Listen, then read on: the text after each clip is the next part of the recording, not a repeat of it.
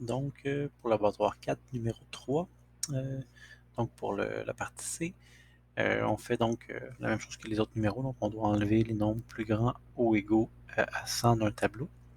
Et là, on va le faire avec une boucle while sans auto-indexation. En fait, ça va ressembler beaucoup au numéro A, mais on va remplacer la boucle for, je veux dire avec auto-indexation. Donc, on va remplacer la boucle for avec une boucle while. Et donc, ça va être assez simple à faire. Donc, on va faire ça à l'instant. Donc, je vais partir et enlever mon 3 bits ici. Je vais rouvrir mon 3A et je vais me faire une sauvegarde, donc enregistrer sous. Donc, ouvrir une copie supplémentaire, l'ajouter au projet. Je vais l'appeler donc 3C. Fermer mon 3B. Je vais mettre mon 3C donc avec CTRL-T côte à côte. Donc, tout ce qu'on fait, c'est faire un clic droit, donc remplacer par une boucle while, on fait ça souvent. Maintenant, j'ai une erreur parce qu'en fait, simplement le terminal de condition ici de ma boucle while n'est pas câblé. Donc, il faut arrêter la boucle while au bon moment. Donc, je vais prendre mon petit i ici que je vais comparer à la taille du tableau. Donc, je vais prendre la taille de mon tableau ici. Donc, par exemple, si mon tableau contient 1, 2, 3, 4, 5, 6, 7, 8 éléments, donc j'ai 8 éléments ici, ben, donc il va y avoir un 8 qui va sortir d'ici. Mon petit i va commencer l'itération à 0. Simplement, il faut que je prenne soit i plus 1 ou la taille de mon tableau moins 1.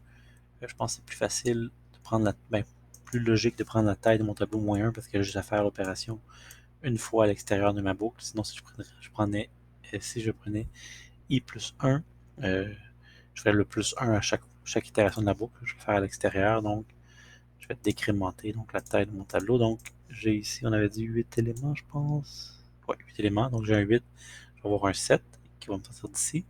Donc, quand le i va être rendu à 7, donc de 0 à 7, ça me fait 8 itérations de ma boucle. Donc, quand c'est égal à ça, simplement donc égaux, premier. Donc, quand i est égal à cette valeur-là, je vais avoir un vrai et je vais arrêter ma boucle. Donc, ça devrait fonctionner de cette façon-là. Ouais. Puis même le 3, on voit que c'est mon dernier élément. Puis c'est juste un élément, 5. Je vois que ça fonctionne, donc je le sauvegarde. Je vais désigner les valeurs actuelles comme défaut là, pour avoir un tableau avec des valeurs différentes dans chaque numéro. Donc, ça fonctionne bien. C'était pas plus compliqué que ça, donc pour faire rouler ma boucle, donc le bon nombre d'itérations. Puis tant qu'à y être, dans la même vidéo aussi, je vais faire le 3D, parce que c'est exactement le même principe qu'on va faire. Donc, pour le 3D, si on le fait avec une boucle while sans auto-indexation, donc la fonction de delete from array, c'est exactement la même chose que le 3B, sauf qu'on remplace la boucle for par une boucle while.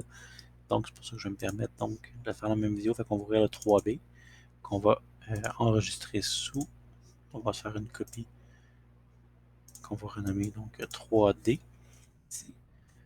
Donc, j'ai mon 3D qui est ici.